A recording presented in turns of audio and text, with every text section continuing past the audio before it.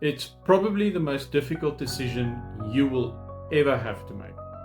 You have given it your everything, and now you are stuck with no other options. You have poured everything you have into your business, and the business is growing strongly, but you're still unable to make ends meet.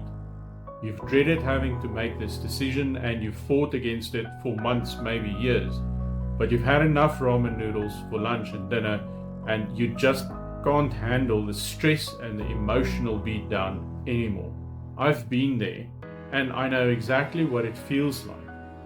My business had grown by at least 25% per year for around 3 years in a row, while being technically insolvent. I had no choice but to source investor funding, but the financial position of the business made it nearly impossible. Here's how I sold my company twice in 1 year. The first time I sold was for financial reasons. I was trying to sustain the business and buy time, cover debts, and try to get things on a healthier path. While the first partner was a great reality check, I never really felt that I had their support, in contrast to everything they were saying. The second time was both for financial and personal reasons. Even though we've managed to get the business on a slightly better, healthier track, in spite of the new partners, we had to take out loans which we could not afford because the partner did not have the money to help us. On top of that, they withdrew operational support very early in the relationship. It was at about 8 months in where I really started to rethink the relationship, and where I realized that while I have sustained the business for another year since our initial talks, I really still was alone without support. It got to a point where I was constantly depressed and questioned everything I've ever done and every decision I've ever made. I was desperate. We all took massive pay cuts and could barely afford food because I am paying business debt that was in my personal name out of my own salary. I felt like I've wasted the last 10 years of my life. I have no savings. The business was my retirement plan, but I might have to close it. I think what I've experienced was the equivalent to a midlife crisis. After all, I am 38.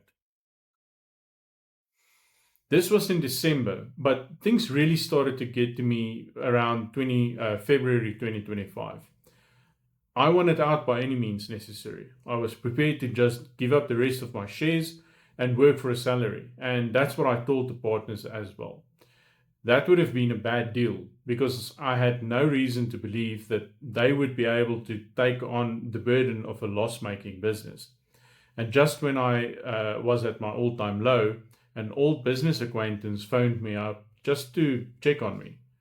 I told him the whole story, and now he's my new business partner.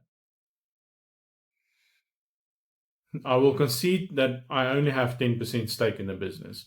I don't have any financial say or any executive power. In fact, I don't even have a job description at the moment, something which I hope will soon change. This time around is a lot different though. They have taken over all the financial burden and the responsibility of making the business profitable. Through these two journeys and previous encounters with potentially interested buyers, I have experienced two completely different business partners, and I've learned about some of the do's and don'ts when selling or partnering.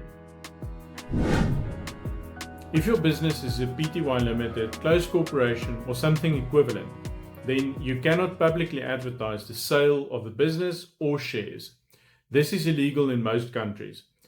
It is required that the sale and purchase of shares in private companies take place between entities or people who know one another. You can ask a friend or a partner company if they'd be interested in buying shares, but you cannot go to a business forum meeting and tell everyone that you have shares for sale. This is strictly reserved for publicly listed companies. In other words, companies that are listed on a public stock exchange. Choosing a business partner is hard, even more so if your business is financially distressed. I've dealt with several potential investors and I said no to all of them. It is really difficult when you know your business's survival and your livelihood depends on it.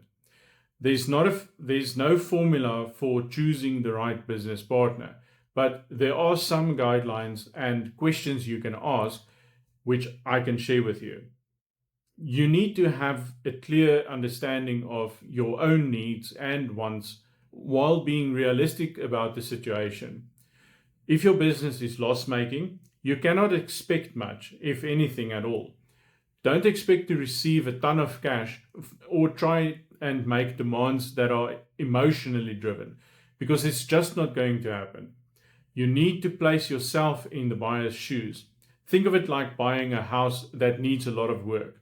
You're not going to pay top dollar for a piece of land with foundations and a rotten shell. Business is not much different. You will meet people and businesses with a variety of motivations to buy. Some will want to buy the business for its capabilities or assets, take out what is good and discard the rest. Some will want to ensure their own business continuation, like my first business partner, who is a client of my business. Some want to buy the business for its clients only. You may even get offers to purchase your client base. This is never a good idea for distressed companies, unless the sale will take away the overheads that causes the financial deficit. Some want to diversify their portfolio, but don't want to change internal structures of their own businesses. For me, it was important that the business remains intact, because the brand is strong and clients are loyal but also sensitive to changes in structure. I built my company on the premise that customers must be looked after with great care, because nobody else in our industry does that. Any partner who showed the potential to undermine the intrinsic value system of the business was immediately removed as an option. Remember, they know you are desperate and they will take advantage of that. But if you blindly stumble into a partnership or takeover, you will end up regretting it. Getting out of a sour relationship is not always easy. I think I got lucky. Here are some questions you may ask a potential partner. Why do you want to buy this business? What are your intentions?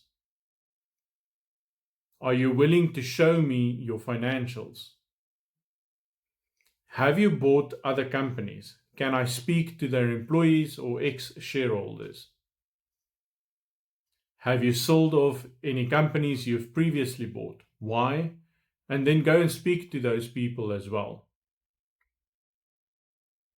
Have any of your directors or shareholders recently left?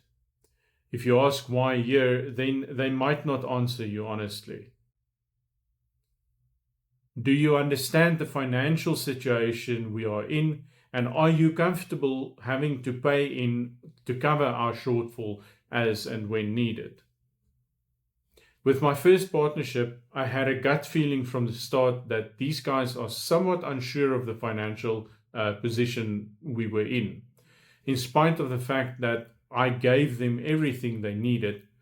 I also got the idea that the finance lady was not always up to the task. It was her responsibility to ensure that they understand the finances and to eventually take over the financial management of the business. However, this just never happened. The actual procurement process took around 6 months and meant that we needed to take out more loans to sustain the business. One time they told me that the business finances was not what they expected, even though I actually continually kept them informed of the situation and loans and extensions. They knew, but they stopped with the finance lady. The key is to, as diplomatically as possible, familiarize yourself with a potential buyer. You may be desperate, but don't be irresponsible or downright stupid. You may think that once the shares are sold, it's no longer your concern. But if you retain a stake in the business, especially a minority stake, then it is absolutely your concern. There's just not much you can do to influence your partner's decision apart from asking nicely or throwing a tantrum. So it is crucial that you properly vet candidates beforehand to try and negate the issues that might appear down the road. Businesses that are in financial distress will often attract vultures and opportunists who will make all kinds of promises and try to take all of your equity. If you're okay with that, then go ahead. But I'm almost certain that you are not. Because your business is in distress, you won't always be able to accept the deal with the best price, because distressed businesses, unless they are really unique and have a lot of saleable assets or some really valuable IP, won't have much value. It will be down to who has the best potential as a partner. Will they be able to financially sustain the business?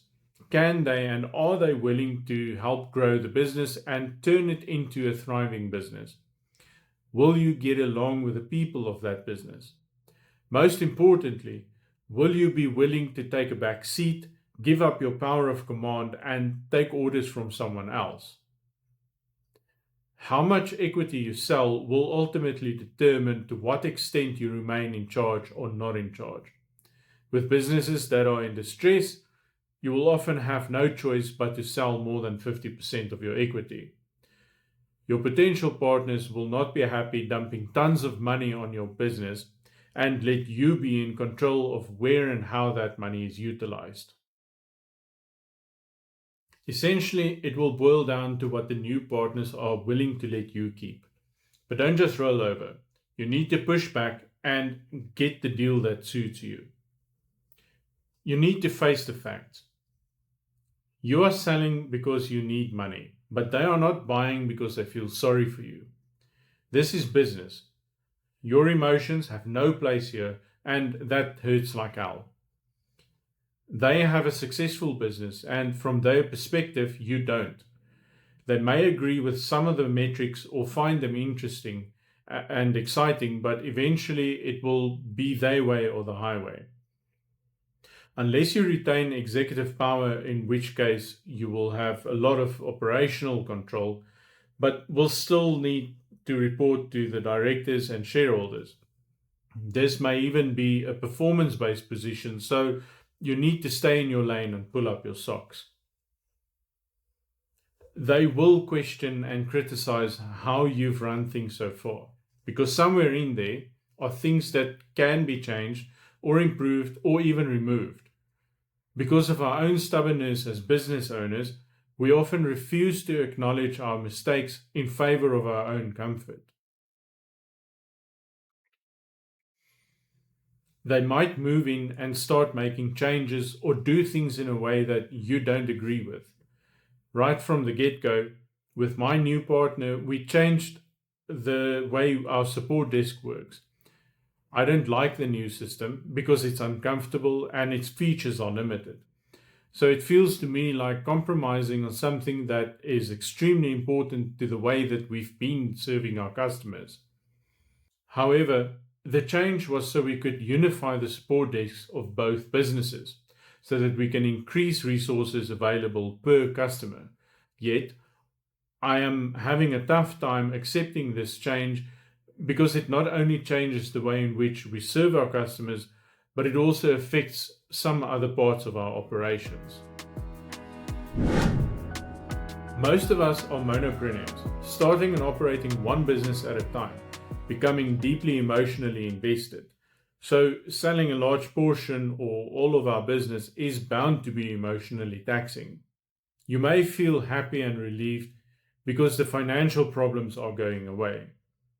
You may feel depressed because your entire reality is changing. After all, you are giving up ownership and control, and everything you have known to be true for what is probably a significant portion of your life is about to change. You may feel fear and anxiety because you now have to entrust control and ownership of your business and the clients with whom you have built valuable rapport to someone you barely know. You may even struggle with your identity because Lionel the entrepreneur is now Lionel the guy who sold his business because he didn't have money and now he's just an employee. You may feel angry and excluded because people are going through your things and dissecting every last detail of what has become an extension of you as a person. But the thing that gets me more than everything else is jealousy.